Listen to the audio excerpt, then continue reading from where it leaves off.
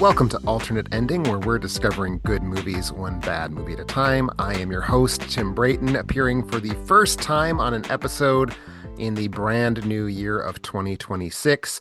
It is January. January means lots of things for movies. For example, it means no movies released that anyone wants to see in a theater. So instead of worrying about that, we're going to take a look at one of the other things that January means, which is the Sundance Film Festival. And we are specifically using the arrival of Sundance later this month as a reason to look back at the career of Sundance's founder, the great Robert Redford, who tragically passed away as one of the numerous losses we had in the year 2025. He died in September 16th, 2025. We decided to wait for this moment to do an episode celebrating his life and career. So we're going to be talking Redford the star, Redford the director, Redford whatever crosses our minds. I am joined for this very special episode by two friends of the show, Caleb Wimble. How are you doing today, Caleb? Good, good. A little under the weather, but excited to have this chance to talk about one of my all-time favorite movie stars, and happy to do Excellent. it with the both of you. Excellent. And yes, our other guest today is Zev Burrows. Zev, how are you doing? I'm doing good. Thank you, Tim, for having me, and thank you, Caleb, for suggesting that we talk about Mr. Redford today. I think he was one of our. I would say he was one of our greatest movie stars, at least since at least since the collapse of the classic Hollywood system. But Mm. Absolutely. I'm sure that at least one person is going to echo that sentiment. Before we start talking about Redford, we will begin with our movie roundtable, which we have every week. We talk about movies we've seen recently that we think are worth watching, think are worth bringing to your attention. And Caleb, I believe you've seen something that I have still not seen. I'm very, very Mm. excited for something that's deep in the thrum of the awards season push right now. What did you Hmm. see this week? Well, I didn't see it this week, but I haven't had the chance to talk about having seen a few weeks ago "Sentimental Value" by Joachim Trier, who I think most people and certainly most listeners of this show will know as the director of The Worst Person in the World. This is a pan Scandinavian and frankly lots of the rest of Europe co-production taking place largely in Norway, following two sisters, Nora and Agnes, played by Renata Reinsve and Inga Ibstoder Buleas. Hopefully, I'm not butchering Norwegian names too much here, who are reunited in their childhood home, a very unique home, with their estranged father, Gustav, played by Stellan Skarsgård, who for me, I was kind of surprising myself to realize this is probably the first performance I've actually seen him speaking a Scandinavian language in, mostly Norwegian and a bit of his native Swedish in here as well from time to time. But I don't think I've actually seen him in Scandinavian movies. He's a huge figure for me in in American and British films and TV. Um, this is a movie in which he plays an aging director of really great renown, but who has not produced a whole lot of transformative work in his late career. And his wife, his daughter's mother died. Or dies at the beginning of the film. The two daughters are at home after the funeral for that, and he shows up unexpected, and basically working his way back into his kid's life by asking the younger daughter, Nora, played by Renata Reinsve, to star in his latest movie, a thing that she's very not keen to do. He then goes on eventually to cast Elle Fanning's character, whose name I do not remember, do not have in front of me, but very much playing an American thrust into the midst of this scene. It is a it's a I can see why it's going to be dominating awards conversation, because it is a deep interpersonal melodrama of the sort that I think a lot of awards bodies can and probably the Academy are very, very inclined to like. There's a lot of like really, really rich character acting here. There is a lot of movie within a movie within a stage play in various points, and sets that transform into real scenes and vice versa, and moments of uncertainty of when you are watching something that is artifice within the film versus artifice of the film's own making, diegetic, non-diegetic, multiple layers of that. So it has a lot of interesting stuff going on there, partly because Agnes, or I'm sorry, Nora, is an actor, and I suppose so is her older sister Agnes, who played in one of her father's movies, a Holocaust film, when she was very young. And Nora, who's the main character of the thing, is a deeply depressed person, and one of the first things we see her in is a national theater performance in which she is having such a horrible panic attack that basically the director and the entire backstage crew almost have to physically kidnap and force her on stage in order to get her up there, at which point she is then an incredible actress, but is clearly dealing with some deep, dark stuff going back to her relationship with her dad, all of which the movie explores in really interesting ways. This is a movie that I have not read any reviews of yet, but I am sure comment on the house, the family house, as a character in the film, because boy, is it. And the movie opens with a really beautiful set of camera transitions around this old, colorful, creaking wooden house in Norway, delving into its depths. We get narration dealing with the house as a character, because our main character actually wrote a story as a child about the house as a sort of witness to their family's lives and to the extreme emotional trauma that is consisted of their lives, including the father, Stellan Skarsgård's character, losing his mother, killing herself in that house, which he then continued to live in. There's a lot going on here. There's so much more I could talk about, but I think it's a rich film. It's got some really interesting camera work, actually, by cinematographer Kasper Tuxen, who I'm not otherwise familiar with. This strikes me as a film that a lot of people can get something really special out of, whatever angle they're coming to it from, whether they're interested predominantly in the character drama, the performances, the writing of the thing. I think is incredibly strong, going back and forth between Norwegian, Swedish, and English, and I think it's beautifully shot. So it's really the complete package. All right. I have to ask, what is your previous relationship with Joachim Trier? Have you seen Worst Person in the World? No, I've not yet. It's been on my Okay. list forever, so I have almost no relationship with him. Okay, because the vibe I've gotten from reviews and everything you just said, I've read very little about the like content of the film, so a Mm. lot of what you just said is brand new to me, and I'm very excited.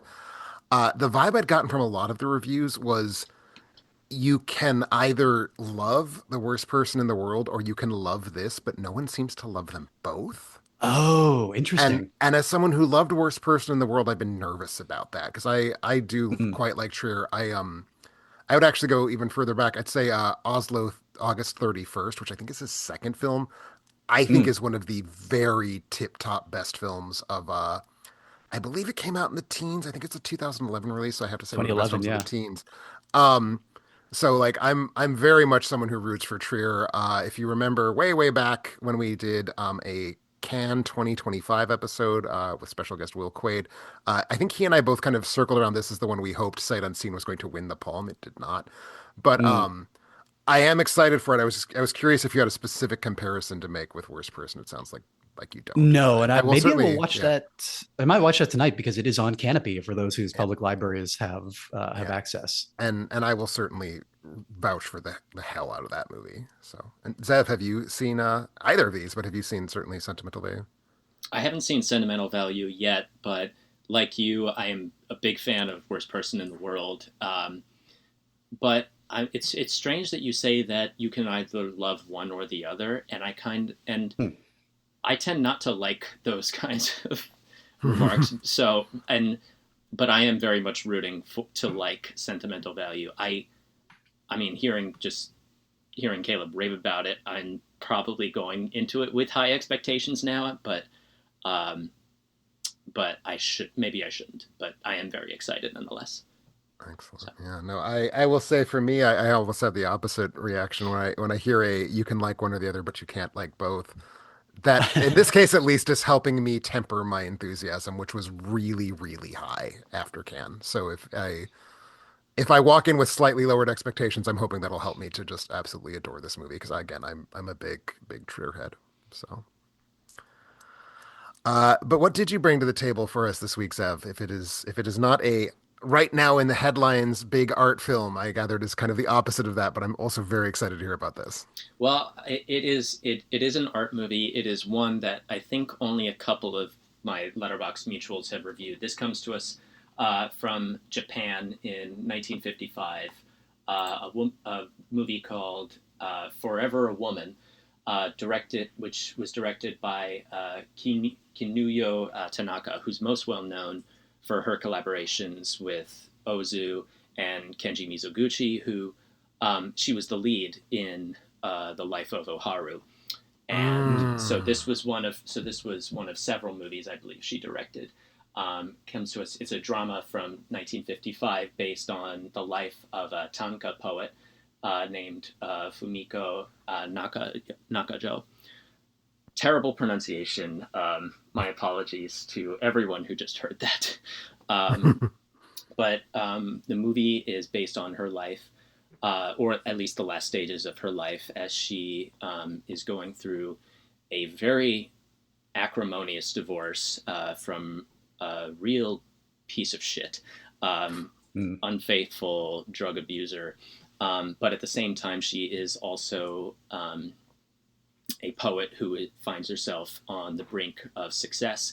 And as she finds herself on the brink of success, she is diagnosed with a very aggressive breast cancer diagnosis. So much of the movie is her as she is basically confined to spoiler warnings, maybe a little bit of a trigger warning, but as she's confined to her hospital bed and as her body begins to wither, she finds herself clinging to creativity as well as connection to a new person, and the whole movie is one of the most devastating and probably graceful portraits that I've seen of the last stages of somebody's life. And by the end, I was just like a complete fucking wreck. And again, it is. I just watched it this morning, so I'm still kind of like reeling from it a little bit. Sure. But it is playing on the Criterion Channel. Okay. Again, I think it was just recently restored a couple of years ago from a 35 millimeter scan. And if you have a Criterion Channel subscription, or it's playing at your local art house cinema, I strongly urge you to check this out because it is incredibly beautiful and it will stab you in the heart simultaneously, like it did mine. So. Yeah, you said so many words in there that are just like, yes, I need to see this movie as quickly as possible. Caleb, I assume you have not seen this film either. No, I hadn't even heard of this film, but it is now high on my list. Yeah, I think it is no secret. I think Japan in the 1950s is one of the most fruitful times and places for movies to be made in the history of the medium. So you had me at Japan 1955. You then had me again with female director, which I frankly did not know that there were women directing in the Japanese industry as early as 1955. So that interests me quite a lot. And I also tend to respond very strongly in a way that I won't call positive because it's not, but I have a strong emotional response that I like having to movies that are about how bodies fail as death approaches, which is a very distressing thing to acknowledge about myself. But no, everything you've just said makes me really want to see this movie like soon. So thank you for this. I hadn't even heard of it before, so I'm taking, instead of the Criterion Challenge this year on Letterboxd, there's a new challenge. There's a challenge called Name a Woman, which is very similar. So the category this week was directed by women pre-1960. So okay. So and could you say the title of the film one more time? It's known as on excuse me, the Criterion Channel, Forever a Woman. It's Forever a also Woman. it went by an alternate title, The Eternal Breasts, but Okay. I think Criterion Channel is choosing the former. I mean, certainly, if one is looking for it on Criterion, that would be the way to find it. So thank you for that recommendation. That sounds, Mm-hmm.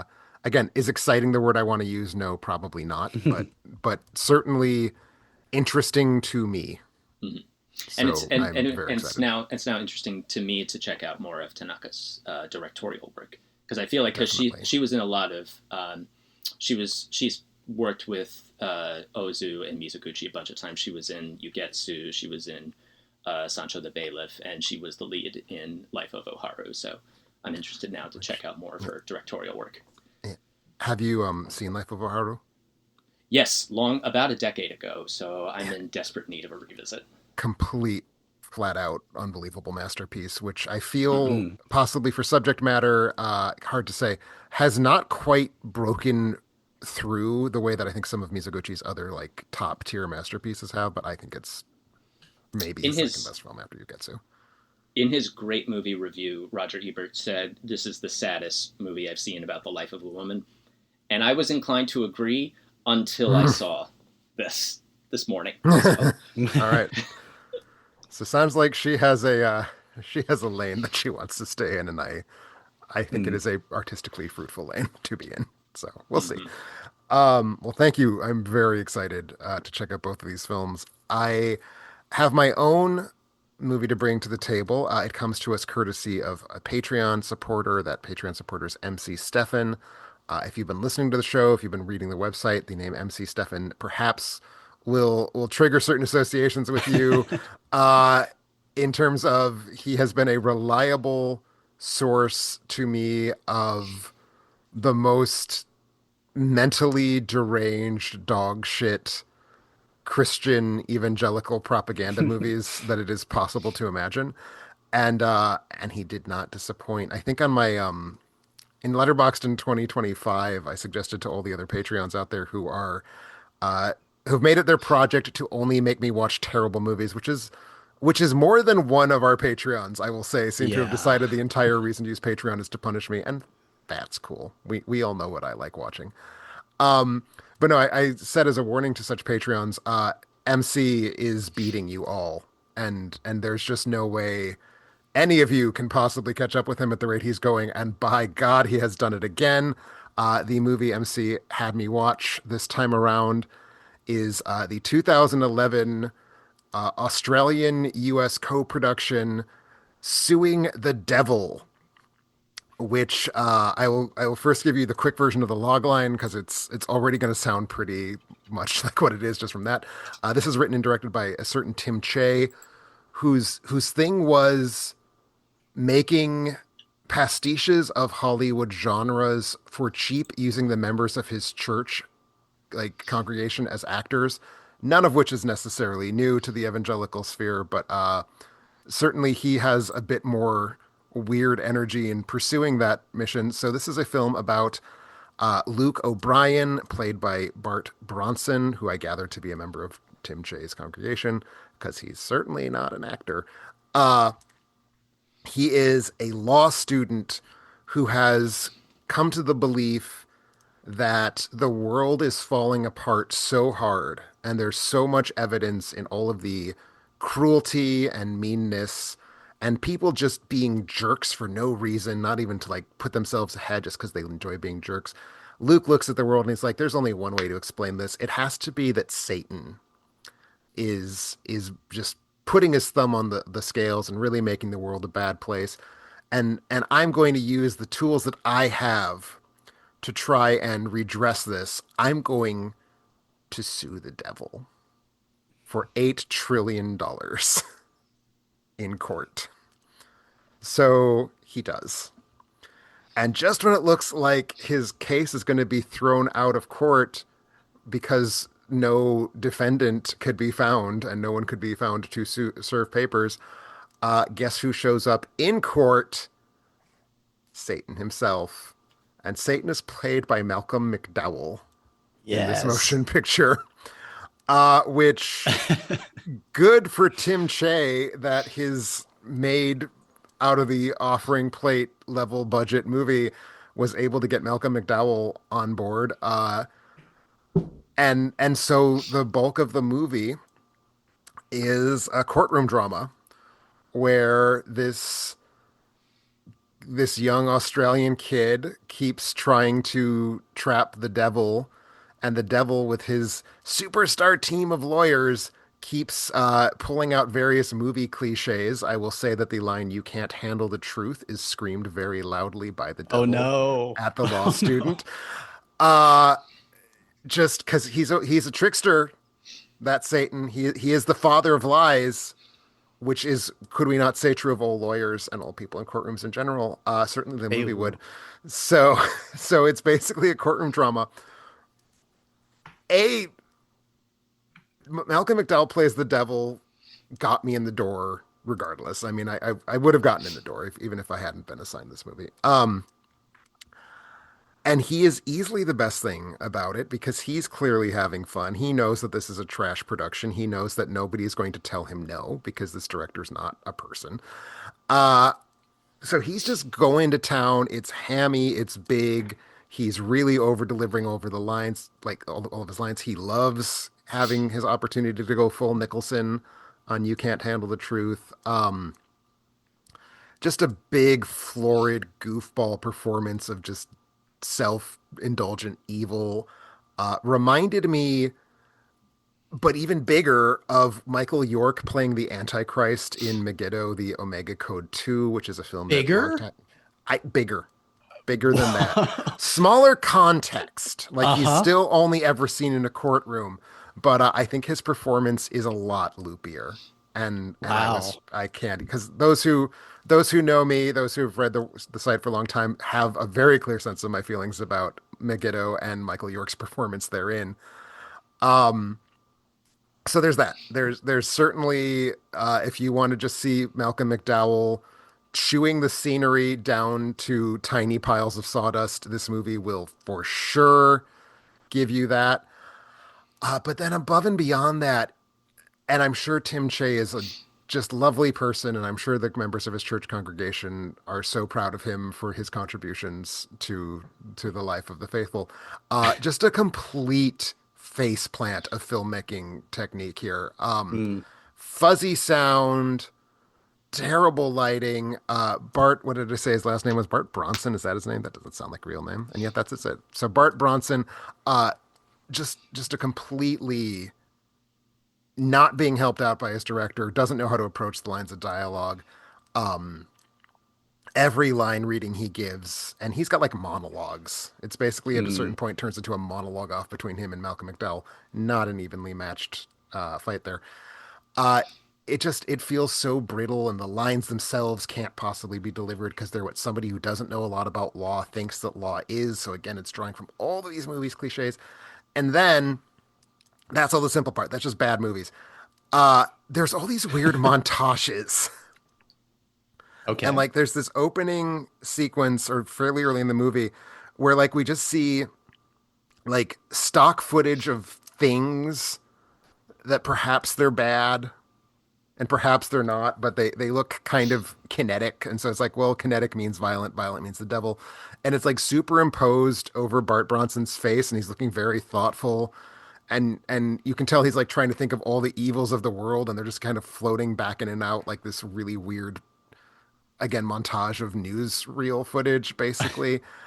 Uh Completely hypnotic experience. Has no idea how editing works. Really just going out there throwing stuff together. Um, I will flatly say I loved this experience in a way I often do not love these evangelical movies because they're all kind of insane and nasty. But this one is like so ambitious about it. It is very much a film that reminds me of how I felt upon first peering into Megiddo and the Omega Code, in terms of like you want so bad to make this like a quote unquote real movie, but you just don't know how to do that, but you're not going to let that stop you. Um, Incredible experience, feels like it's the whole thing takes place in Australia, but half of it feels like it takes place in the United States because like half the cast have American accents, including some who are Australians putting on American accents. Okay. Corbin Burnson and Tom Sizemore have small roles in this film as like media commentators. Uh I I just think if you are someone who has any level of amusement at bad evangelical movies, this one needs to be really close to the top of your list.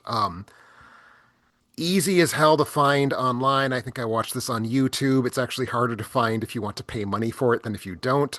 My understanding is that it was the most illegally downloaded movie of 2012. So Okay.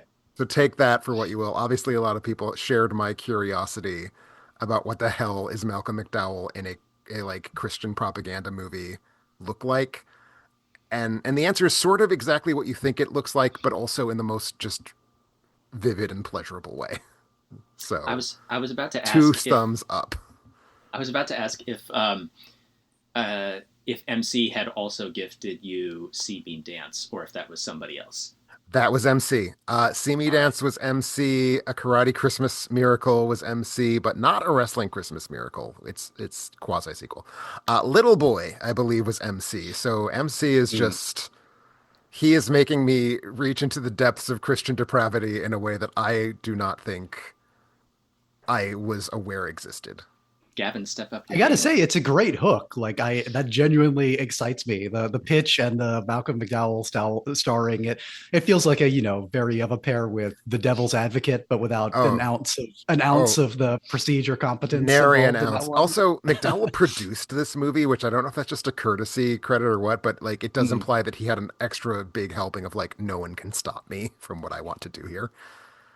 I was about to ask how Just a much he trip, hates. real I was trip. about to ask how much he hates himself, but I think that's He clearly does not. There's a scene where uh the lawyer is reading a passage from the Bible about how you cast out the devil by saying a certain thing. Uh-huh. And while this is going on, Malcolm McDowell starts like retching and burping.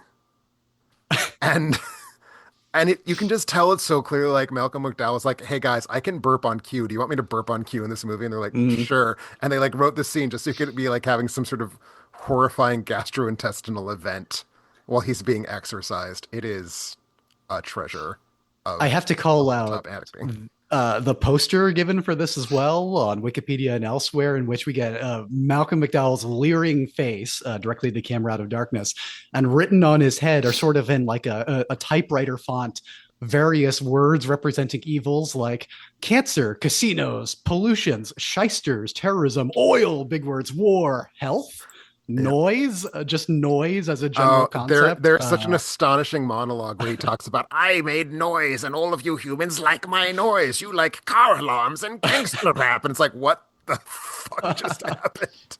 that's like The that's this is gangster rap giving is the me invention of the devil. this is giving me Wow. like Yeah.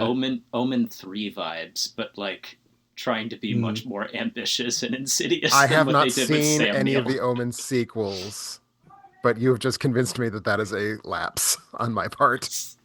I haven't either, but All right. Well, a great big thank you to MC for getting my 2026 off on the best possible foot.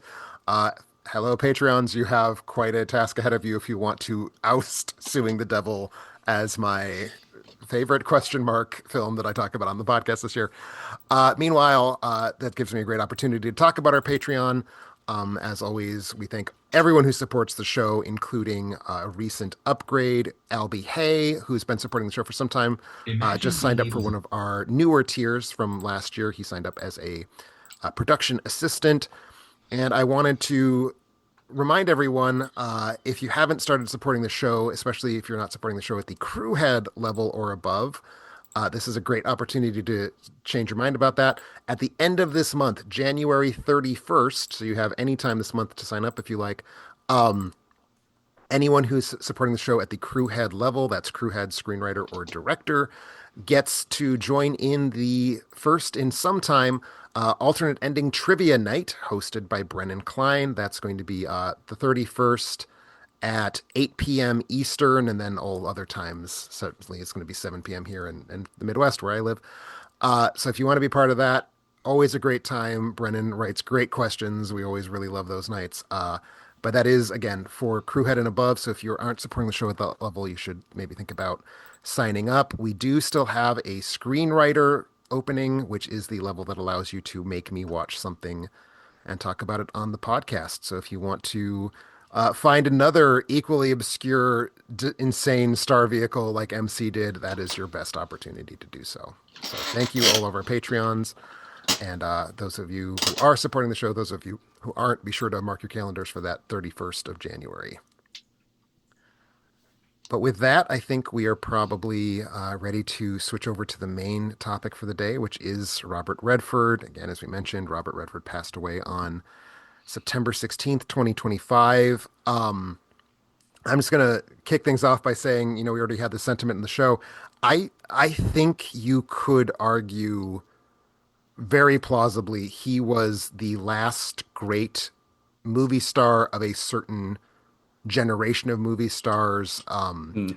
Post the Hollywood system, like we don't talk about that a ton on the show, but certainly there's an era of movie stars that ends in 1958, and then you have these new stars, Robert Redford being certainly one of them, who kind of sweep in the 1960s, become major figures in this newly forming version of the American film industry. And he was a movie star of the first order, I think. Like, he is someone who just had a face and a presence, and we can talk about kind of what that means to us in terms of being a movie star versus being an actor, if it means anything to anybody but me. But certainly he was a great movie star.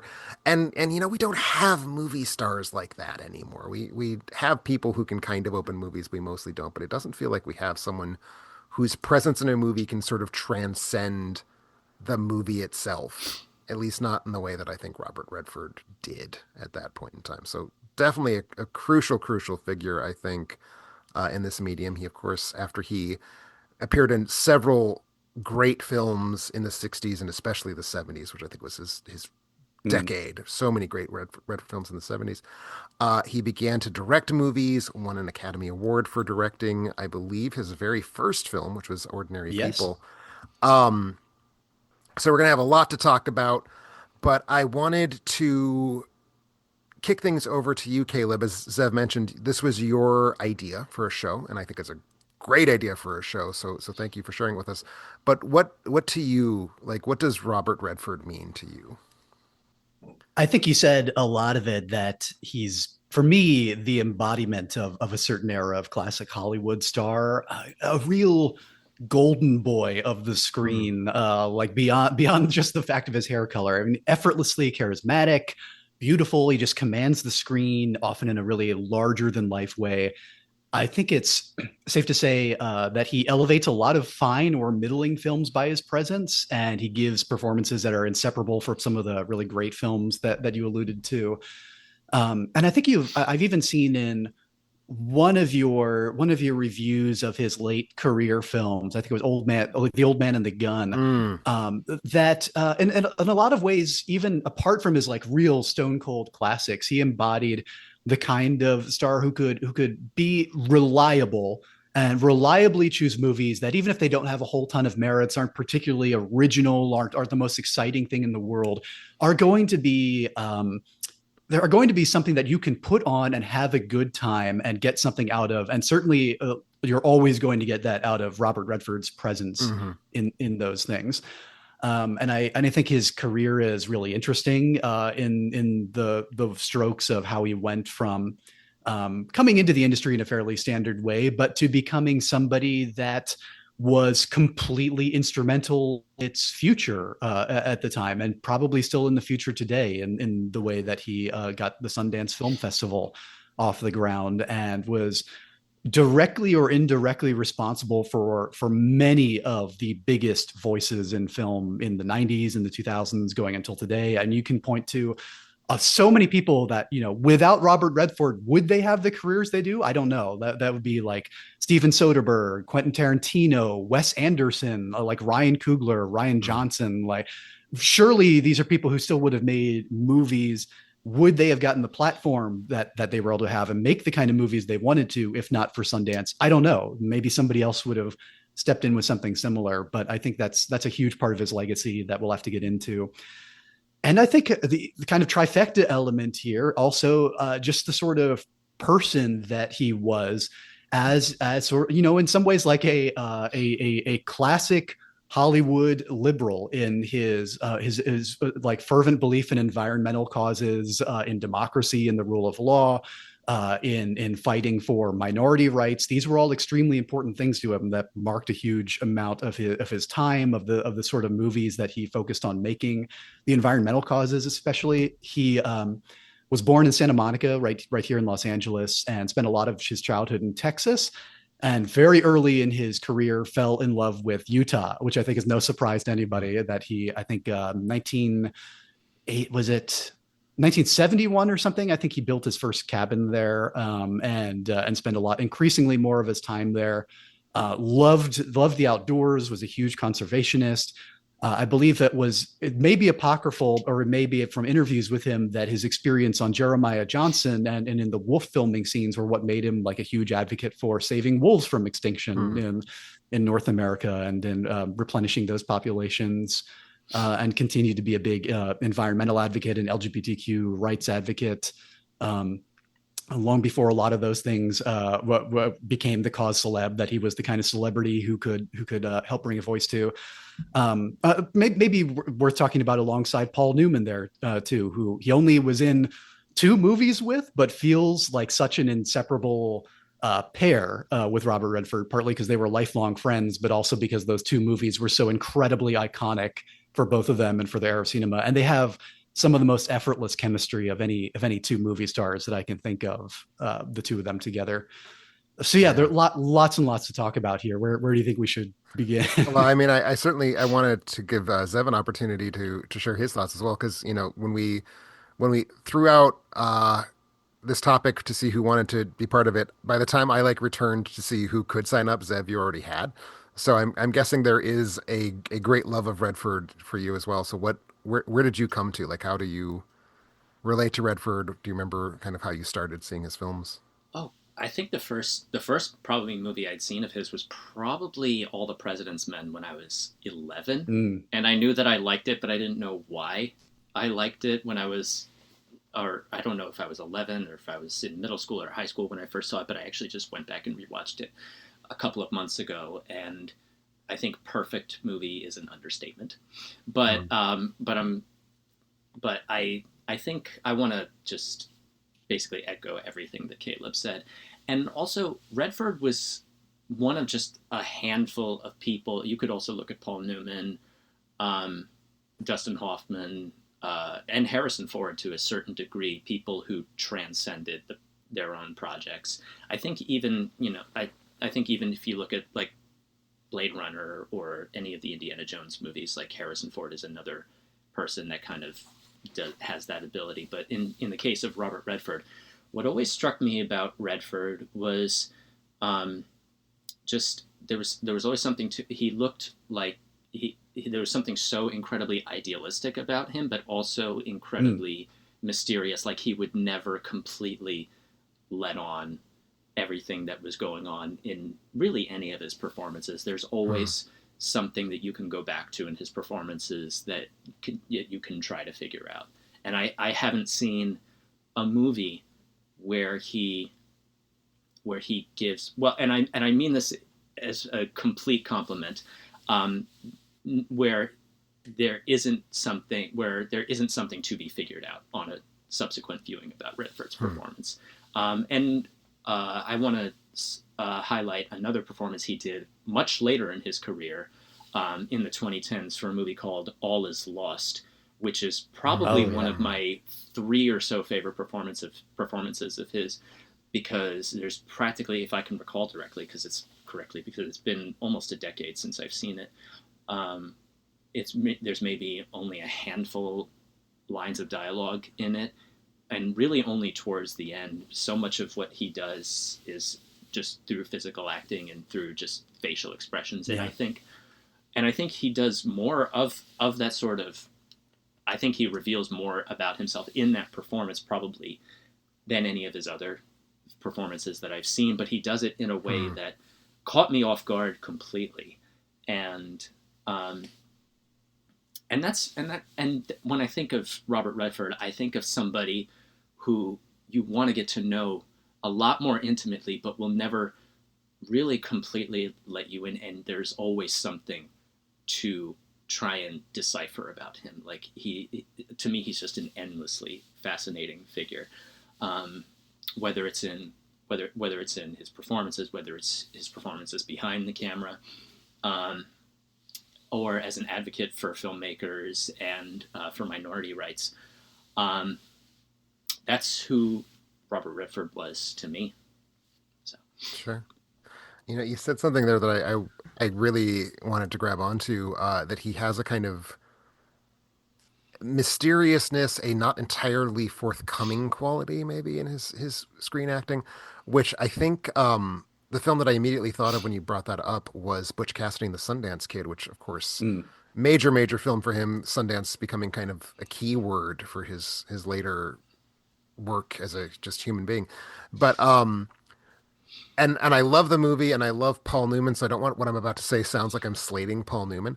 I feel like when you watch that movie, Paul Newman is the one who's kind of like front and center and has all of the energy, and you sort of really respond to that level of like bigness and Yeah. like movie star charisma. But watching the film multiple times, and even watching it really the first time, although I was like 8 when I watched it the first time, so God knows how I responded to it. Like, you kind of get what Newman's giving you, and it's wonderful, and I love it. But Redford always sort of feels like the one you have to watch through and watch around and figure out what Mm. he's trying to do in this role. It's not as transparent, and I think that's interesting. And I think partially that's a little bit, well, you've got Newman giving this gigantic movie star performance. How do you do something that's different so you're not just kind of having a charisma off, which would have been one for the ages. But also, how do you do something that kind of lets Butch Cassidy, the character, uh, be the big braggart, the big energy figure, and then you have the Sundance Kid, Redford's character, be the kind of quiet presence that still sort of grounds the story in a way. Uh, so I don't know. That's just kind of where my head went when you said that, Zev, that it does feel like there's something really remarkably fruitful about that in certain cases. I think that's one of them. And of course, you also touched on All Is Lost, which, I think is such a tremendous work of a filmmaker crafting an entire audiovisual experience to showcase his trust in an actor's ability to be Mm. interesting without interacting with any other people, without really saying much of anything. I forget how many specific lines Redford delivers. It's a very small number, and some of them are Mm. one word long. Um, so you're basically saying the only thing this movie is going to be capable of doing is watching this person just kind of inhabit the space in front of the camera, and it's going to be a gripping, Mm. emotionally lacerating thriller. And it takes so much faith in the performer to even contemplate making that movie, I think. And I think it's one of Redford's best films. I think it is maybe his single best performance, just because again, it's requiring him to have so much that we learn about his character without any of the usual ways we learn about characters. We really just have to kind of see it in his eyes, in the way he holds props. Like, it's such a subtle performance. It has to be. It cannot not be a subtle performance. And I think he completely rises to the challenge. I think that is a great movie that I think has frankly been a little forgotten, or at least it Or is was not never one, really that was known in the never really first that place, known in the first honestly. place, maybe is a correct way to put it. But no, certainly I didn't rewatch any films after Redford passed, but that was the first one I thought about rewatching Mm. when I'd heard the news. I think your original review was what turned me on to it in the first Oh, well, place. thank you. So Yeah, um, same for me. yeah, no, and I think he was in his late 70s when he did that. That sounds very plausible. I made a point of memorizing his death date. I did not make a point of memorizing his birth date. I should probably take a quick peek at that.1936. He was, yes. Yes, he was late 70s when he made that film. My word. And 89 when he died, which is pretty high up there Yeah, for certainly. being active in his late career. Yeah, certainly. Yeah, because he was still acting relatively late on. I regret profoundly to say that his last role in a motion picture was a cameo in Avengers Endgame. But Oh, let's just yeah. say it was the old man Well, because that doesn't count. Let's just say it was the old you man of the know, gun. you know what though? Even if he is best known to kids these days as the villain of Captain America, the Winter Soldier, I think that is not an embarrassing thing for a legendary actor to be known for in those movies. Like That's he totally acquits true. himself delightfully And I mean, there. even Captain America: The Winter Soldier, despite being part of the Marvel machinery, that is a movie that has, in substantial part, built itself around the aura of Robert Redford because it's Yeah, basically the inverse of 3 Days of the Condor. So it's like a whole fucking yes. MCU movie about how Robert Redford is this inescapable force. And about how that is probably my favorite, well, my second favorite paranoia political thriller of its decade. I might put oh god, the oh, this is very embarrassing, strange name of god, sorry. Parallax View? Yes, the Parallax View. Yes, Yes. Parallax View is probably my number one, but then I would immediately follow up with 3 Days of the Condor, Because I especially. I have to say that 3 Days of the Condor is only my second favorite paranoia thriller of the 70s starring Robert Redford, but it is really, really good. Mm, Because mm. I would put All the all President's Men all the president's men. above Yeah, 3 Days of the Condor. Not that they're both not masterpieces, because they are. totally fair. There's 3 Days of the Condor is more of a high Hollywood um, thrills kind of Yes. movie that than a low key realism grounded thriller of the same caliber. And I do think there's something magnetic about the sort of Hollywood um, strange relationship with a weird threat to it turned romantic relationship Hmm. that's at the center of 3 Days of the Condor For too. But sure.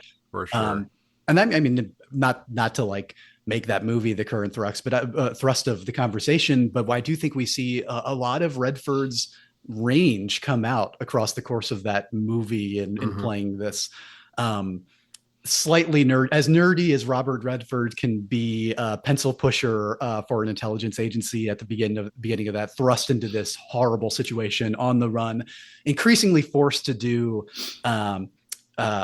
questionable and even terrible things for his own survival and the survival of others as he uncovers a conspiracy there. We see him go through a gamut of emotions and decisions that, like you said, Zeb, we are never quite fully let into. We can see things working on his face. We see decisions in the moment he makes them, but there's something about his performance that is always a step ahead of the audience as much as it is of some of the other characters in that film. I think it's just one of many examples of what makes him so magnetic to watch on screen, and in particular in those kind of movies with a mystery element, with a thriller element to them, or even just like a happy caper element, like The Sting, which I would probably say at any given moment is my favorite of all of his films and of Paul Newman's films too.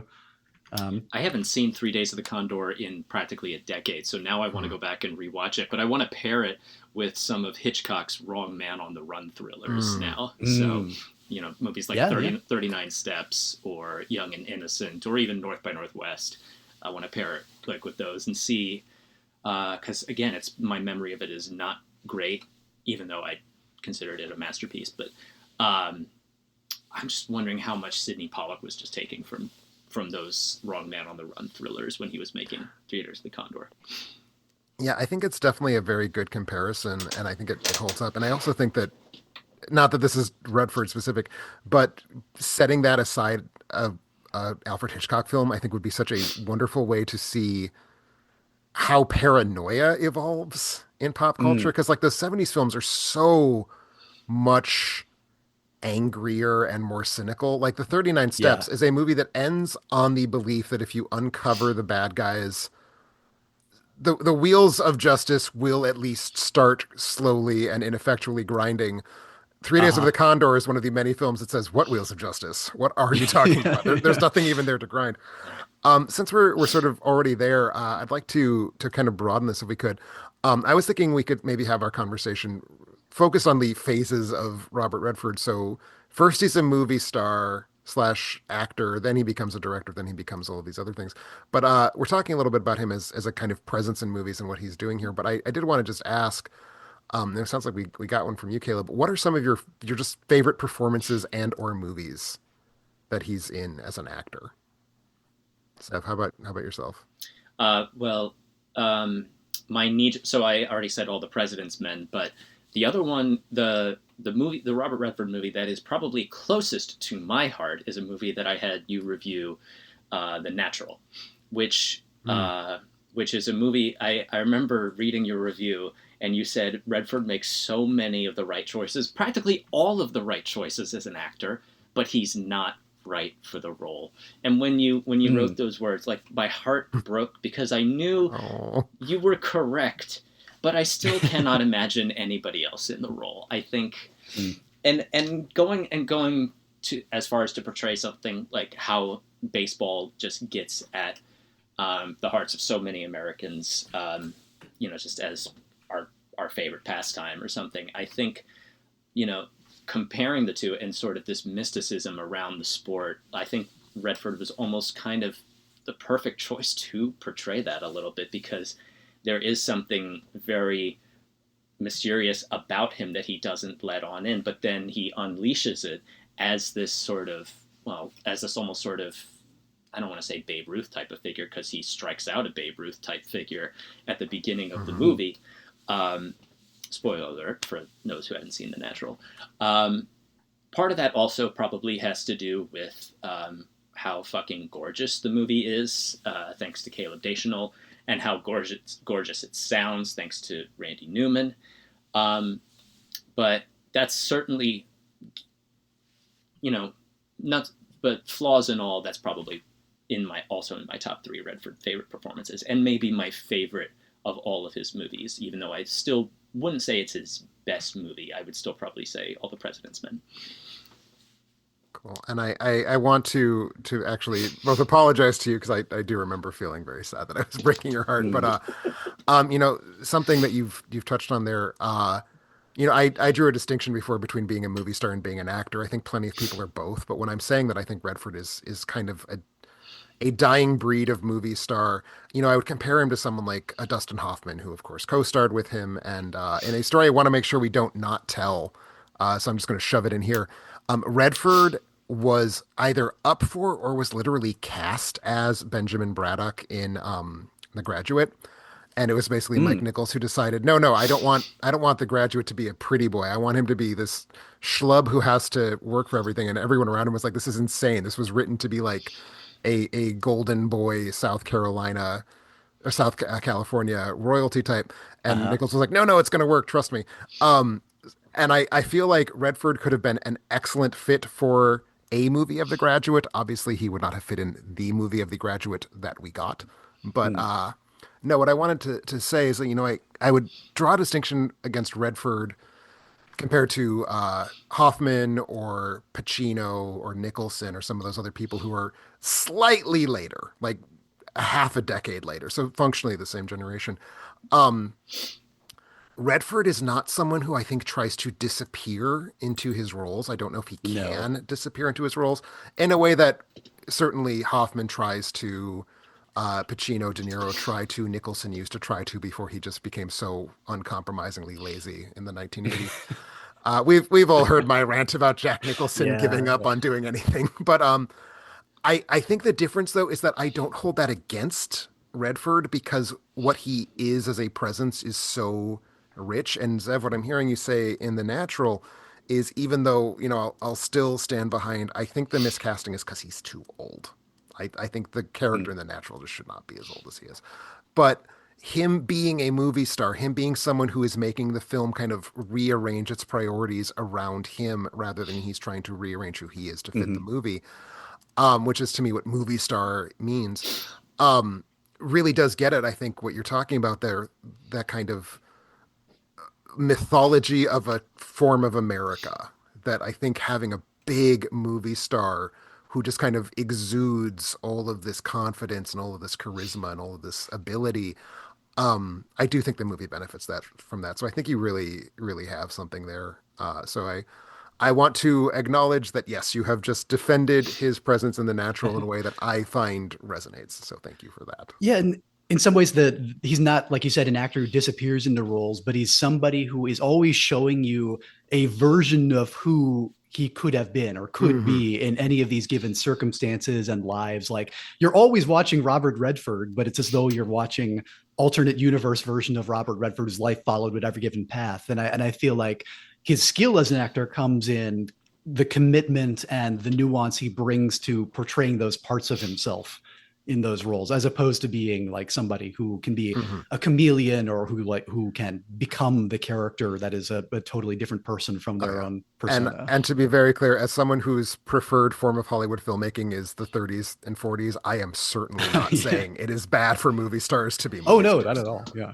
Like, no, I do love that kind of thing. But Caleb, what are your sort of favorites beyond the ones that you already touched on? In terms of focusing on his performances, one that comes to mind among his fairly well known at the time, but not much talked about anymore films is The Way We Were, which Mm. is the romantic drama starring Redford opposite Barbara Streisand. It's another Sidney Pollack one, like you said, very fruitful career and partnership that the two of them had in all that time. But in that one, Redford is playing sort of like carefree, waspy golden boy at an Ivy League college. And he falls for Barbara Streisand's character, who is a strident Marxist Jewish activist on campus and somebody who is completely repelled by Redford's complacency and easy, golden boy qualities of just going through life. Nothing really matters that much to him. Nothing can touch him. He's just dancing through life, kind of thing going on in his way. But there's something about him that is so magnetic in that confidence in his ability to go through life in this way. Similarly, he finds something attractive in her passion, her anger, her sense of injustice with the world as it is, and then repeatedly throughout their lives they are coming together, clashing, falling. Like it's a really long time in the actually forming a relationship compared to most romantic movies, I would say. And there are times very early on where it just totally falls apart because of all their incompatibilities and fundamental difference in worldview that they come closer to each other at times and then farther apart, and then it becomes in the late stages them moving to Hollywood, and of course the House of Un-American Activities investigations beginning, and where they're going to stand and all that. And it is maybe more Streisand's movie than Redford's at the end of the day, but I think there's so much to be said for his performance of this version of himself that is confronted with all the realities that he's closed off to, and you see that working in him. You see him initially just chasing this girl and then woman that he's interested in, but then realizing that her views and her passions are a core part of what he finds attractive in her, and changing in some ways himself, even though ultimately things don't necessarily turn out great for either. They turn out melancholy for both of them, Mm. and his performance goes through so many phases in that, and it is such a, for me, interesting central romance to watch play out between the two of them. They're not even actors that I would necessarily think to put together automatically, but that's kind of what the movie's playing with, and I think it's a really fascinating set of performances from both of them, and big Hollywood performances, but in a way that I just find endlessly magnetic from both Mm. of them throughout that movie. For sure. Um, I don't have any particular favorites that we haven't talked about, save for one, and I'm gonna hold on to it for last here. But I do want to shout out a couple of my very favorite Redford performances and movies. One of which, given that I'm such a fan of westerns in general, I assume comes as no surprise that my favorite of his movies is Butch Cassidy and the Sundance Kid. Mm-hmm. In part for the reasons we already talked about, I think that him and Newman have such off the charts good chemistry together. Oh yeah. It is shocking that they only made two films together, although in both of those films they are just such perfectly matched figures. And seeing that kind of interplay of two different forms of movie star, not even forms, just two different flavors of movie stardom, really. I never grow bored with it. I love how kind of laconic he is in Butch Cassidy, because it's this big kind of messy movie in a lot of ways. And as I said, he's always the thing that kind of keeps it quieted down. And when I think about great beats in Redford's performance, Redford's career, really, I'm thinking of one particular beat from Butch Cassidy and the Sundance Kid, which is when they have captured a train full of money and whatnot for, I think, the third time in the film. Maybe it's only the second time. It's been a while since I've seen it. But they rig up some dynamite to blow up the safe in one car of the train, and it just like flattens this entire Yeah. train, and it's this big comic beat. And Redford, in this way that I can't even capture because he kind of like mouths it so perfectly. Use enough dynamite there, Butch. And it's just this complete underplayed comic beat. And I think to me, the joke is that the joke is not this big slapstick set piece. The joke is that he's kind of not even ruffled by it. So I love that in that film. I did want to go back to something else we just briefly touched on. Way, way, way at the end of his career, his last proper starring role in The Old Man and the Gun, which was his second film with David Lowery after Pete's Dragon, which he's also quite good in. Yeah, he is. Yeah. Yeah. But just again, like old movie star, nothing left to prove. The entire movie is basically just we're gonna just soak up some Robert Redford here for an hour and a half, and I loved having a chance to do that. I have increasingly really become attached to the idea of late style in cinema. Like what happens when an artist is old enough that he doesn't care if we continue respecting him and he can just try out stuff. And we mostly talk about that in the form of directors, but I think there's such a thing as late style acting, and I kind of feel like Old Man and the Gun is that. Like it's such a not trying to impress you performance, but it's not non-acting. It's more like he's just kind of really enjoying finding the rhythm of scenes like on Yeah. camera, and he's not. It feels very in a good way, like a very unrehearsed, unpracticed performance. It's just kind of quiet and there, and it's naturalistic in a way that I don't know that I've seen him be elsewhere. And He's soulful in that it's role. very I think. soulful. That's a great word for it. So I love that presence. I love what that movie does. But I was gonna say the one we haven't talked about that I think is maybe the best example of a quote unquote Robert Redford movie in terms of his presence is the movie's theme in a way. Is 1972's The Candidate, directed by Michael Ritchie. Is this Yeah. a film either of you have seen? Yes. I Just have not last seen week, actually, for the first time. Excellent. I knew I needed to fill that blind spot. Yeah. And Zev, have you seen this one? I have not. So you've seen it more recently than I have, Caleb. So correct me if I mischaracterize it at all. But it's a political movie, and it's about Sure is. trying to yes, I have mischaracterized it. It's a movie about a political machine, the California Democratic machine, recruiting a young candidate to basically run as cannon fodder in a replacement election for a senator. And Yes.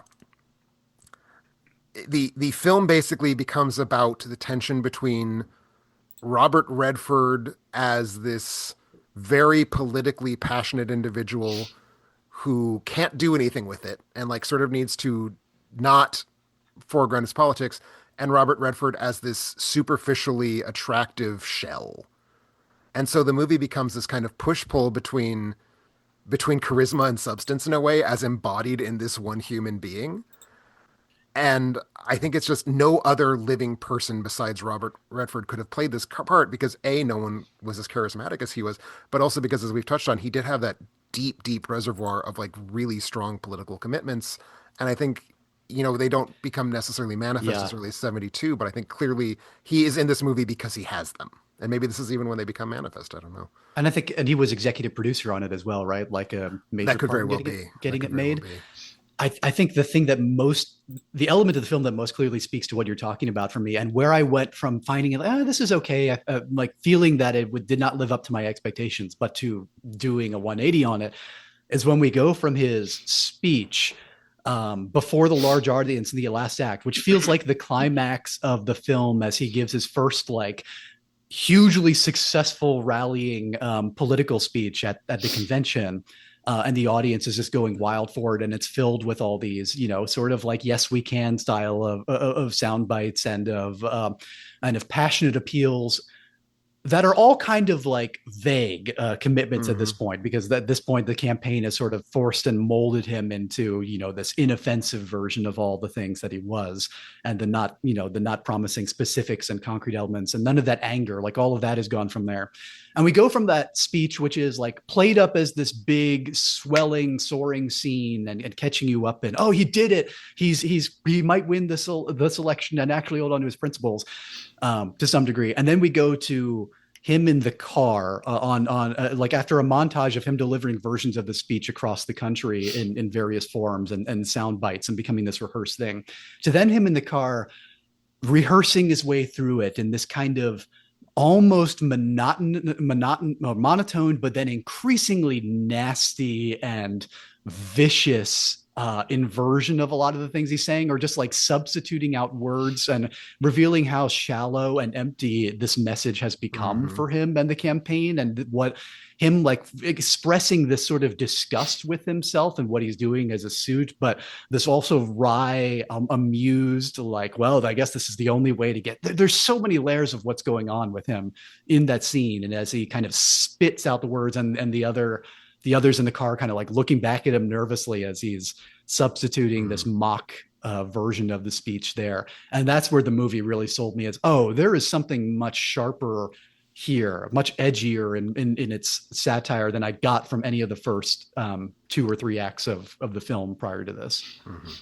No, I think it's certainly not my favorite of his films. And I think there's a lot of ways in which it's a little like self-congratulatory in the way that you were sort of identifying was your response before that.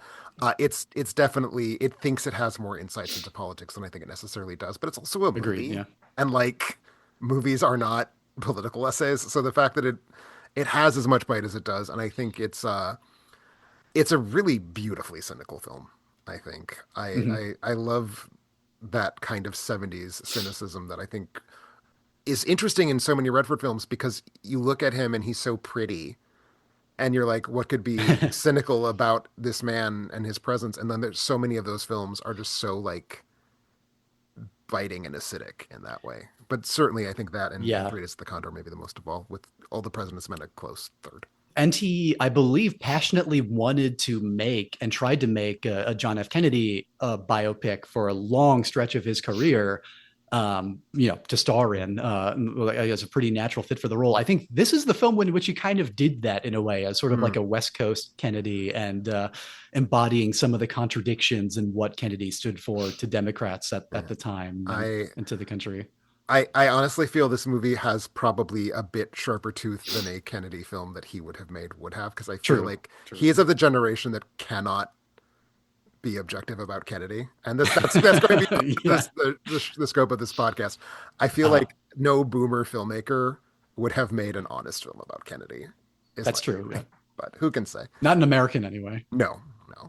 Oliver Stone didn't, but well, that is a different kettle of fish altogether.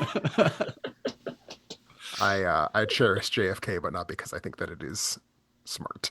It's a great movie, but Any other important titles that we haven't talked about, haven't touched on, just acting wise?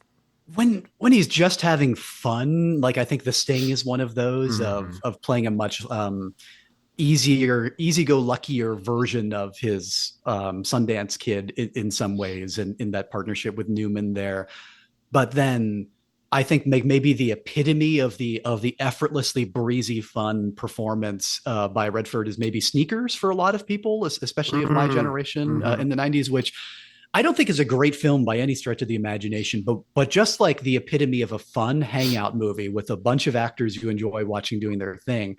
And him in his sort of late mid career there as the elder statesman of the heist in that movie, or of the caper, as the Sting's case may be, just having a blast, like rattling off lines in a way that I don't think it feels like it's really pushing him as an actor at any point, but just shows that even in his most casual, lowest key, we're just going to hang out and have fun making this movie mode, I think he's still a total delight to watch in that part. And another one, I guess, in like more of the physical acting mode. I also recently saw Jeremiah Johnson for the first Mm. time because that seemed like another whole I needed to plug there. And he is just a captivating anchor for that movie as a character who doesn't really let you into his psychology in the dialogue in a lot of ways early in the film. And the film very blatantly tells you at the beginning, we're not going to tell you anything about his background or where this guy comes from. We're just living this story here for where he shows up here. And you're invited to impute a lot onto his character as an audience member that then at times sometimes gets turned around by something he says and he will suddenly undermine expectations and who you thought he was in a scene before, and you're only ever piecing that together from bits of portrayals Mm-hmm.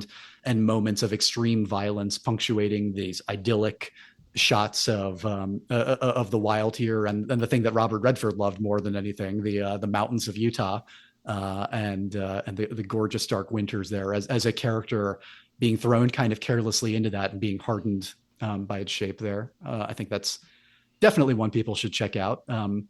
I was hesitant to in some ways because of the subject matter was something that just did not the sort of movie I ever would have sought out as a kid. But that now I think there's a lot into it that speaks to me.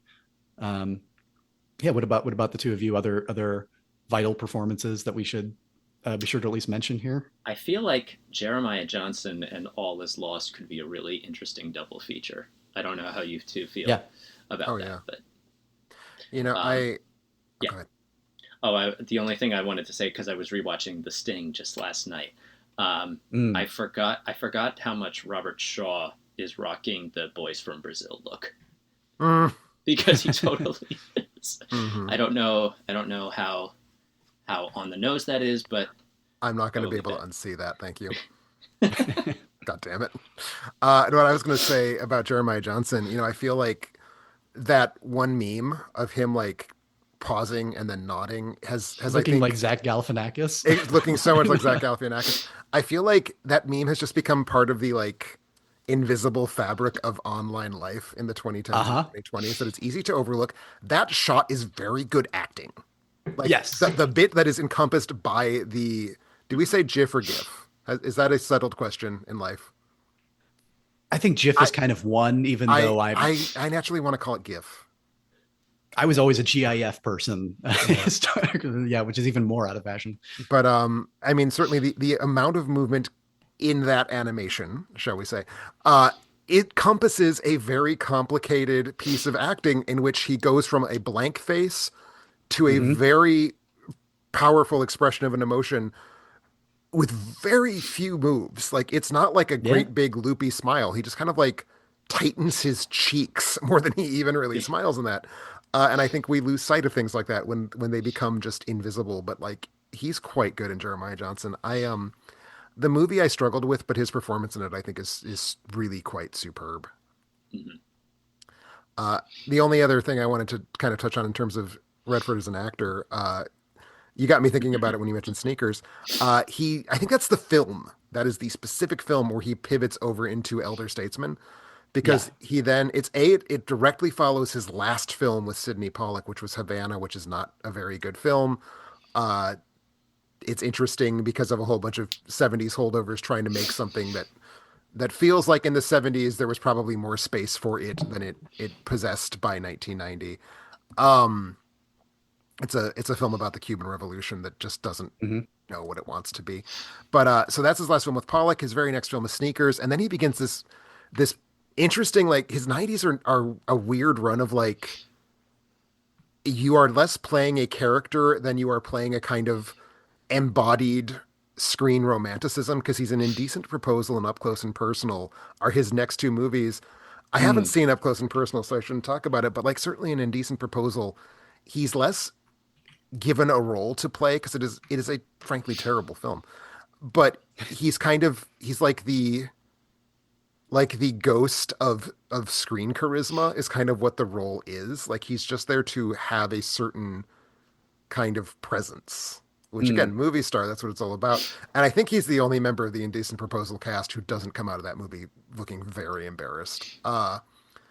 but that's sort of where he, I think, becomes. He's in many fewer films after that. Like his rate of being in films slows down, and I think when he is in films, it's much more of that. Like we aren't paying for a Robert Redford performance. We are paying for like the aura of having Robert Redford in our film, and I don't think that's a bad Yeah. thing. And I think it certainly pays off profoundly well in All Is Lost, and honestly even pays off in Captain America: The Winter Soldier. One of the few like early switchbacks that comes right after that cutoff, I would say, is Quiz Show, where he is sort of playing a classic Robert Redford character, but it feels like it's a perfect illustration of that transition too, where that character is also a stand-in for a fading glory in a way, right, and Yeah, for and I the emptiness of that charisma. and I will say Quiz Show I think raises complications. But Zev, did you have something that you wanted to say? Oh, I was just. Uh, I guess we can talk about it. I guess I can mention it when we talk about him as a director. Well, because that's exactly where I was going to take this. Quiz Show, of course, Mm. is not just a film starring Robert Redford; it is a film directed by Robert Redford. And I think we should. I think like any actor turned director, you can't just draw a line and say he's one thing, he's the other thing. But he did direct a number of films, of which I've actually not seen all that many. But just to quickly run through his filmography: Ordinary People, 1980's Best Picture and Best Director winner; The Milagro Beanfield War in 1988; A River Runs Through It in 1992; Quiz Show in 1994; The Horse Whisperer in 1998; The Legend of Bagger Vance, Lions for Lambs, The Conspirator, The Company You Keep. And Mm. then his last thing that he directed was a segment of the show Cathedrals of Culture, which is a documentary series about architecture. Mm. Uh, so let us, talk about those a little bit. What a Him debut! I as mean, director, yeah. that's like think of for obviously somebody who would spend a ton of time in Hollywood learning the ins and outs of what makes the kind of movies he like work. It feels like the sort of debut that could only have come from that sort of person. Specifically, its focus on performances Hmm. in a lot of ways. Maybe not the most visually adventurous movie by any stretch of the imagination. It's not doing anything in the cinematography that, I mean, which I think is mostly very good, but nothing that's it's all workhorse. But maybe this is also for me the kind of movie that is liable to catch me. I also only saw it last year for the first Hmm. time, and Ordinary People devastates me. The foregrounding of the performances of the family in there, and of the psychotherapists are all just tailored with that sort of occasionally guarded, waspy withholding of a cascade of horrors and sadness that threaten to explode out from the way they're bottled up in this family there. Um, I love that movie. I'm curious how both of you take it, because again, I don't think it's maybe that interesting a movie for cinephiles in the craft, but in the performances in there and in the way that the film is content to just sit back and let the script and the actors just carry you along with it. Really, really works for me. I am ashamed of what I wrote on Letterboxd. So, like 5 years ago when I saw it. So, I Was am it very more like interested. Ordinary People? No, no. It Because was that might be kind, what I would kind have of, written. kind of. But hearing about what you say about the performances, he was incredible. He loved actors, I think, and I think he loved working with actors behind obviously, but hearing it, I'm just remembering, especially Donald Sutherland. It makes me want to go back and rewatch Ordinary People because there was a period for a long time where so much of the internet discourse was how dare this movie win over this specific Scorsese movie, and of course this one over Raging Mm-hmm. Bull, which is still kind of controversial. I still probably would have, obviously, I think most of us probably still would have gone with Raging Bull, but I don't think that should be something that we should necessarily discount Ordinary People for. Again, I have not seen it in almost half a decade, so I do want to go back and rewatch it, especially for its performances. Yeah, I will say the gravitational pull of movies that win the Academy Award, that perhaps were not the best movie of their year, which is a nearly all of them. So True. let's not go on a tirade. For me, the ne plus ultra of that is How Green Was My Valley, which is like my third favorite John Ford film and my like third favorite Best Picture winner. Was not my favorite Best Picture of that year or my favorite Mm. nominee of that year. Obviously, Citizen Kane. I'm a human being, but no, I think that Ordinary People has suffered unreasonably for having beaten Raging Bull. And I think what makes that tough is, at least for me, Raging Bull is of the Scorsese films that quote unquote got robbed. It is definitely my favorite. But Oh, interesting. I I would say that Ordinary People is a very well done version of a kind of film that doesn't really interest me a lot. But I look at some of the films around it. Like I've always thought of, in part because they all won Best Picture, in part because they're all like quiet family dramas. Kramer versus Kramer to Ordinary People to Terms of Endearment feels like a thing to me. Like those feel like a kind of cluster of a Mm. type of movie. Ordinary People, I think, is my favorite of those. And I think a big part of it is what we're talking about here. Redford is being very generous to his actors, but he's not indulging his actors. And I think that's something you see with a lot of actor turned directors, especially early on in their career. They're basically just like, isn't this neat, guys? I'm not giving you notes. I'm not one of those mean directors who gives notes. And so you get some, I think, frankly, terrible performances in Mm. actor turned directors' earliest films.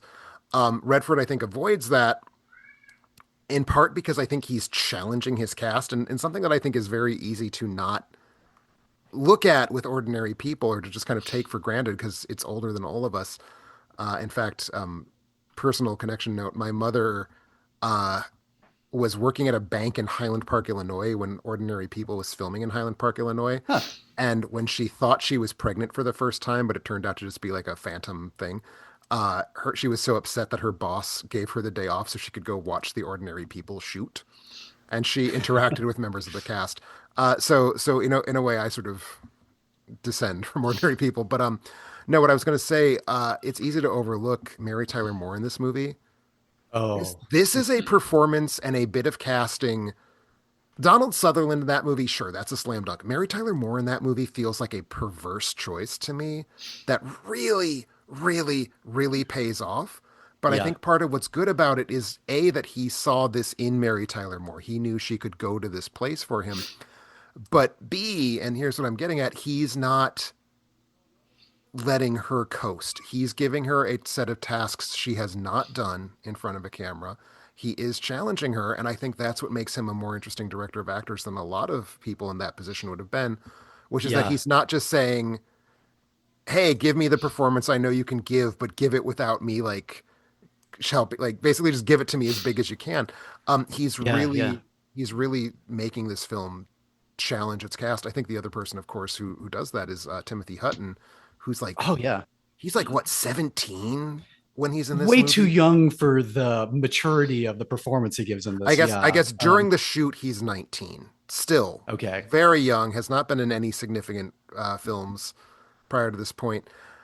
And so I think you have these two very load-bearing roles in that film are being played by actors who are not in their comfort zone, and he's helping them get through that. And that to me is the best kind of actor turned director, someone who's like willing to say, Yeah. we're all going to go to this place and we're all going to come back from it. And I think, especially in Ordinary People, he's got that going on. The way Moore's like patented huge beaming grin turns into this like rictus mask Mm-hmm. of brittle anger and grief. I think it's exactly what you were saying. Like he saw something there. He saw that she had this kind of um just like almost nasty Mm-hmm. depth of sorrow that she could bring out in this character. And I mean, I do. You said that Donald Sutherland goes without saying, which is true. But if I were to try and pick out my favorite performance of his ever, this would be in the conversation Mm. for the top Mm. three of those, Okay. probably. Just magnetic anchor in this thing, and I think Judd Hirsch too is maybe not pushing himself as far out of his comfort zone He is and he isn't. as more might be here. But yeah, Because but there's depths he's bringing. I think this is also something we forget about because Taxi hasn't lived on in the public consciousness the way the Mary Tyler Moore Show did. Judd Hirsch is also a sitcom star. Like Mm. that's where he's coming from in the Oh, actor true. being Okay, cast in yeah. Ordinary Mm. People. I think Taxi had just gone off the air, or maybe this was even during Taxi's last season. So again, someone who has a public persona, and he's like the straight man on Taxi. I don't know if either of you have seen any episodes of it, but No, I've not. it holds up. He's like the straight character, so he's not being the big funny wacko, which is kind of true of Mary Tyler Moore, less so I think than it's true of Judd Hirsch. But he's Hmm. still someone whose public facing persona is not this kind of emotionally quiet work. And I think again, Yeah. it's I had forgotten that there were two sitcom stars in this cast until you said Judd Hirsch. Yeah, that is remarkable. Yeah. So no, I do think Ordinary People, to me at least, represents his highlight as a director of films. I think he's very, very good at working with the actors in this film. What about any of his other films as director? Again, I haven't seen terribly many of his films. I'm a bit embarrassed to say I would certainly like to see the Milagro Beanfield War and the Horse Whisperer, but Yeah. I have seen neither of them. I've seen the big one. So Quiz Show, of course, we already mentioned, which I think is really a delight. Just like it's one of those kind of movies, what they don't make anymore, Mm, just like mhm, a real delightful, historically inspired romp that also has some sharp and edge moments in it in the character performances and the drama.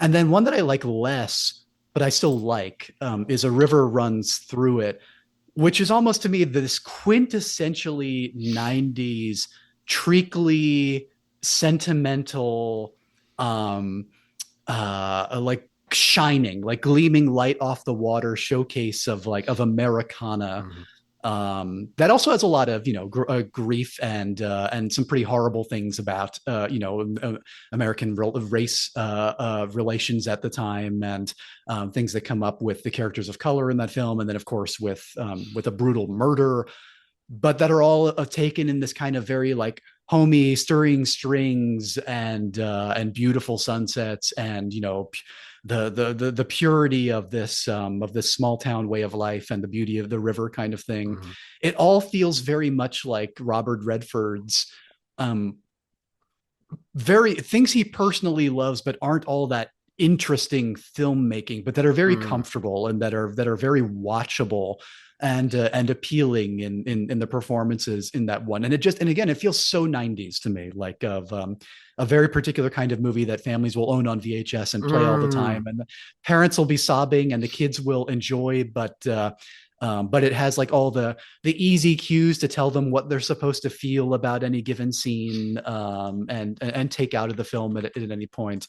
Yeah. I think it's a solid movie that's very of an era, No, you and that I know a lot of people really love. yeah, you describe it that way, and like it occurs to me only after you say that. When I visualize the poster for A River Runs Through It, I am visualizing it in the aspect ratio and with the thickness of a VHS box, for sure. Yep, Uh, exactly. Yeah. Mhm.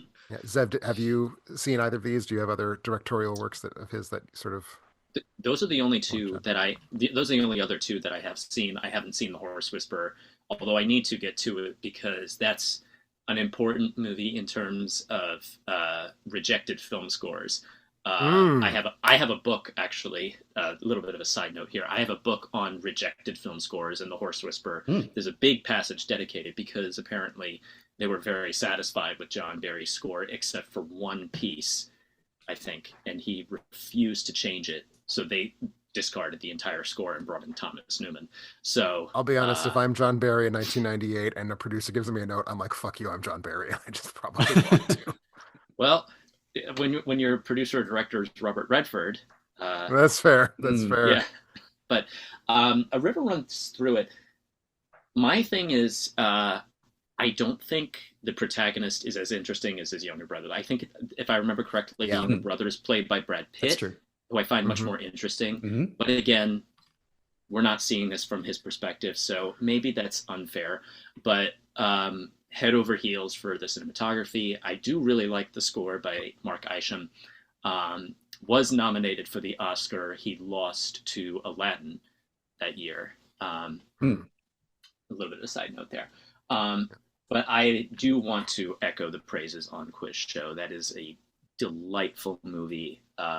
Very, very efficiently built.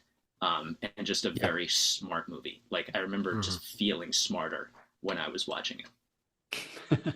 Yeah, I want to quickly just follow up on River Through It, which I think is a movie that would, and Caleb, this is maybe what you were getting at and maybe not, but I think it's a movie that would benefit from doing less. I think it's a good film about Mm. family and brother relationships that is trying to be a important movie about a lot of things, and it's like just screw it down to just the brothers because that's what's working.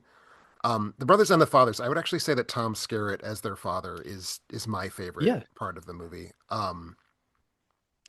But I would also say about Quiz Show, like it's very easy to overlook it because it's kind of the other one in a very big Oscar year.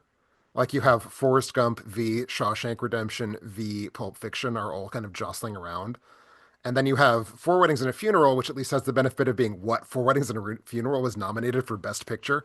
And then you have Quiz That's Show. wild to me. It is. It totally is. But then you have Quiz Show. It's just this like very well built, quiet prestige picture, and I think it's easy for me at least to in that context kind of forget that it's there. But that's a movie that just doesn't Yeah. do anything wrong. Like Yeah, exactly. every step it takes is correct. It's not a very beautiful or ambitious dance, but it's executing it without a single misstep, which is I think certainly not true of Pulp Fiction. Like Pulp Fiction has some real fucking wonky pieces in it.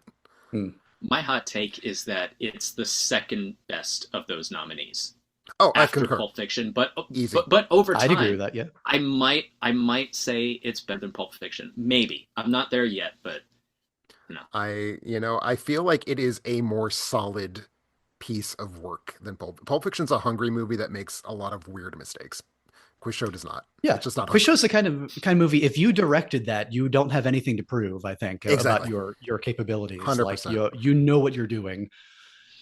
Whereas a movie of Redford's that maybe just briefly mentioning if either of you have seen it, I have actively avoided The Legend of Bagger Vance because I fear it Ugh. may be the most embarrassing thing that Redford ever did in That his career that because is the it's film for which the phrase magical Negro was invented, correct?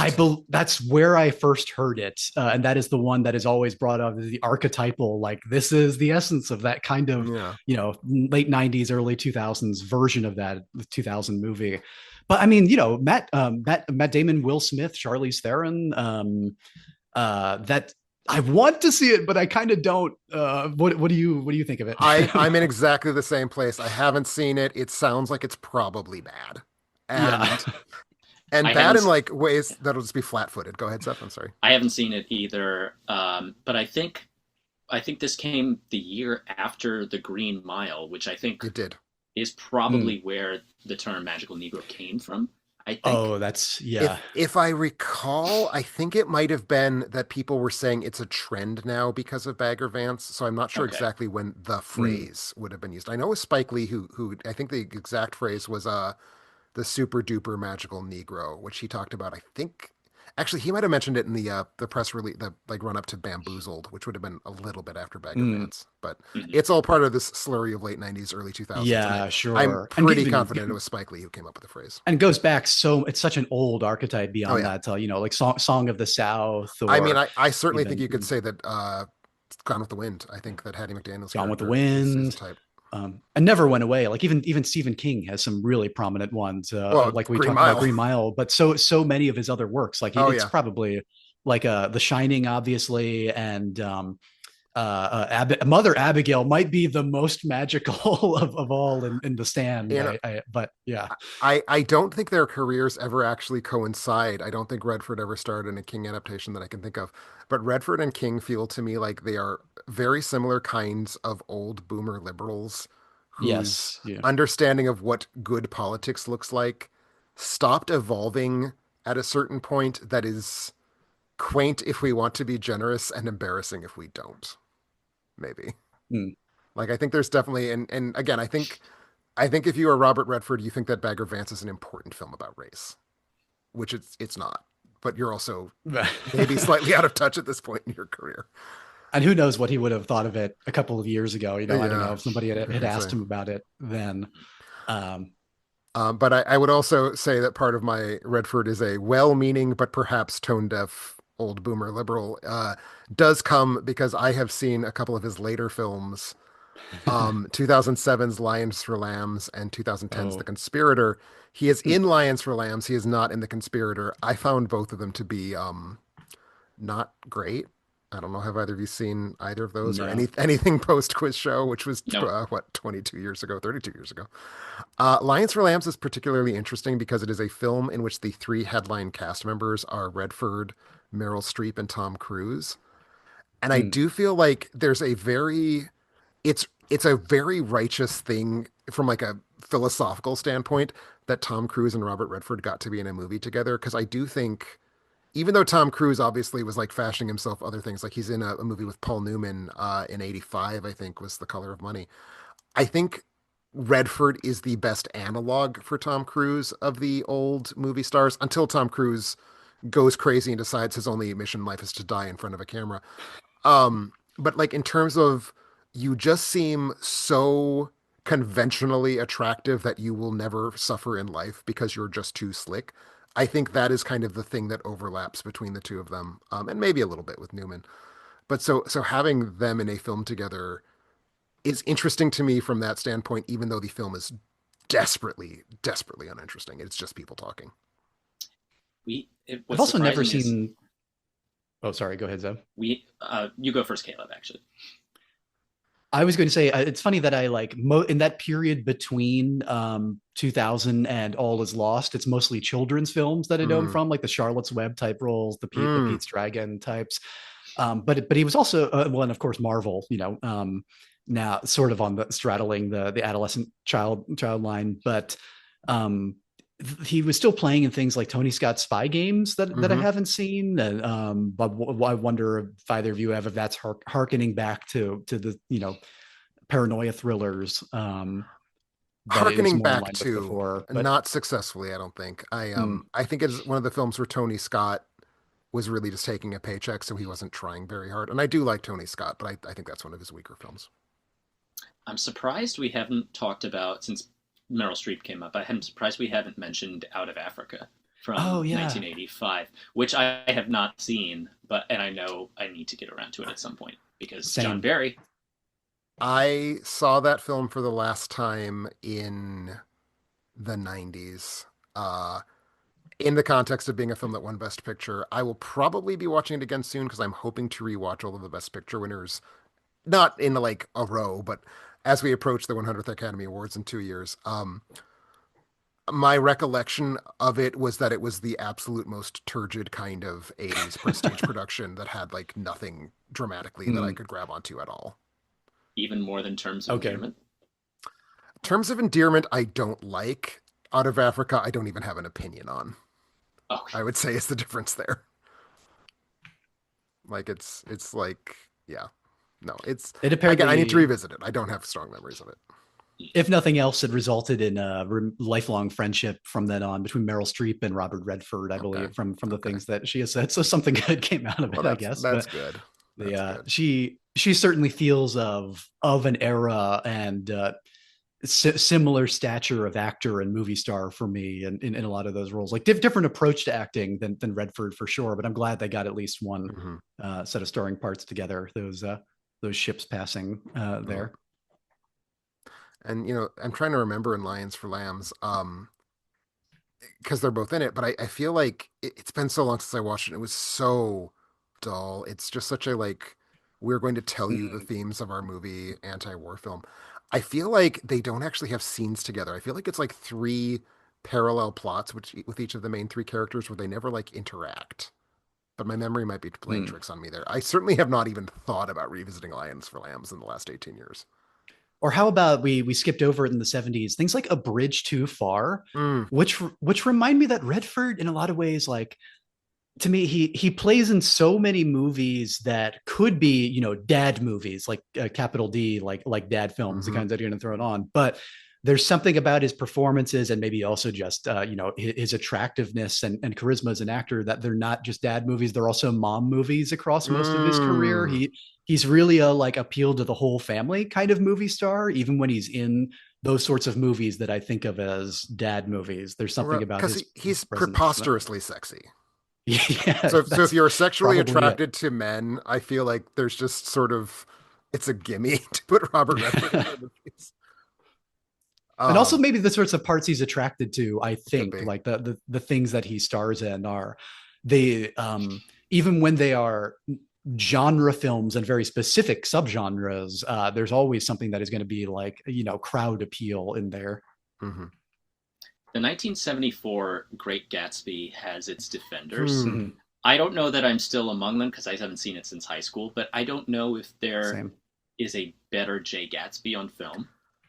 Yeah, there like there is it is perfect impossible to casting. imagine better casting. Yeah. I mean, again, I feel like the same impulse that leads to let's put him in The Graduate is the impulse that leads to let's put him in The Great Gatsby, but Mhm. to well, A, it happened. So it's obviously a better effect.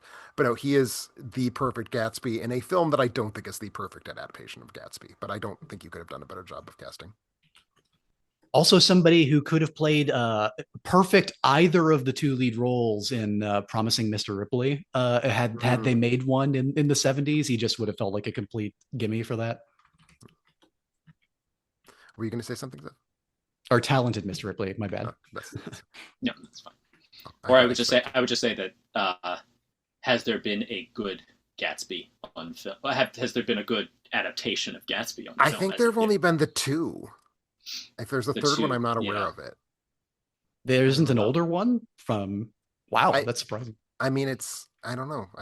I can certainly see if I can scrounge that up, but I feel like we said a lot of what there is to say about there was actually multiple classic Hollywood versions of Great Gatsby, one in Yeah. 26 and one in 49. How about that? Yeah.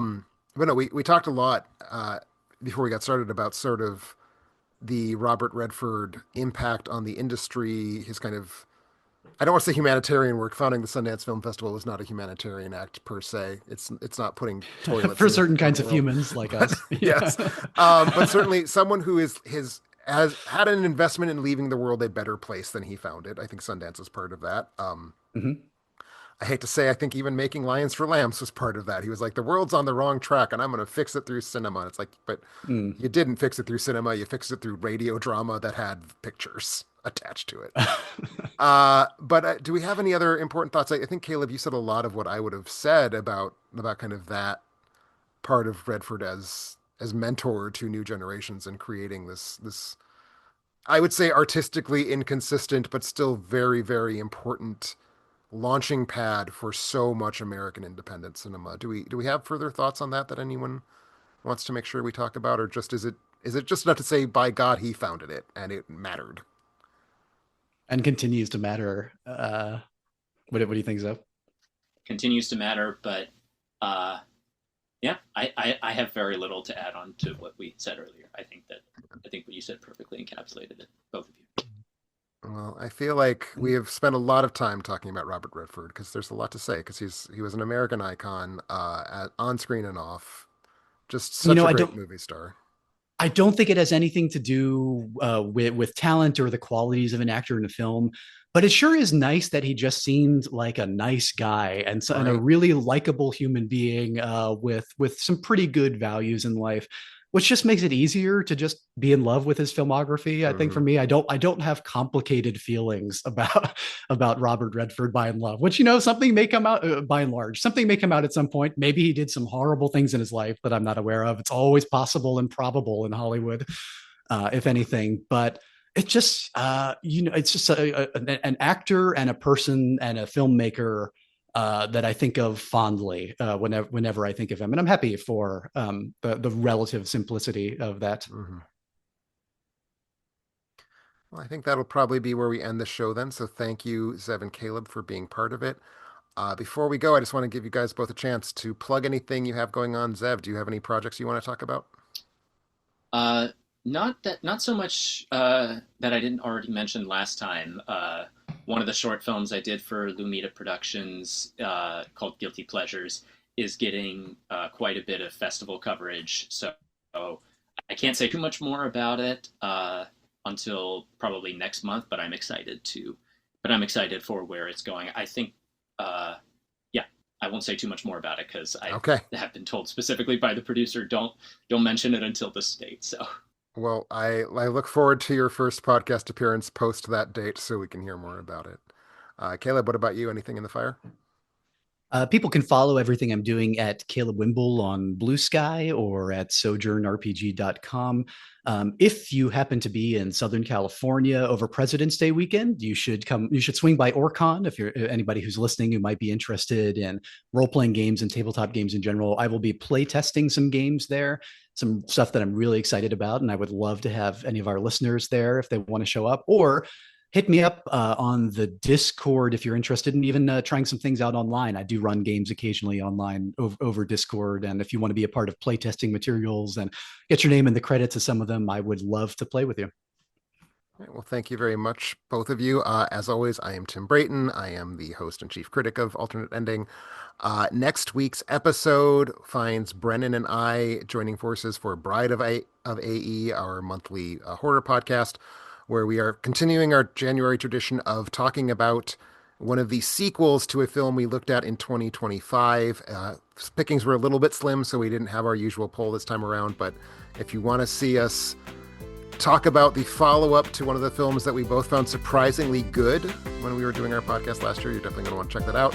And one more reminder, we do have that trivia night coming on January 31st, 2026, so if you want to be a part of that, be sure that you are signed up as a member of the crew head tier. Otherwise, thank you all so much for listening and supporting the show, and we will see you next time.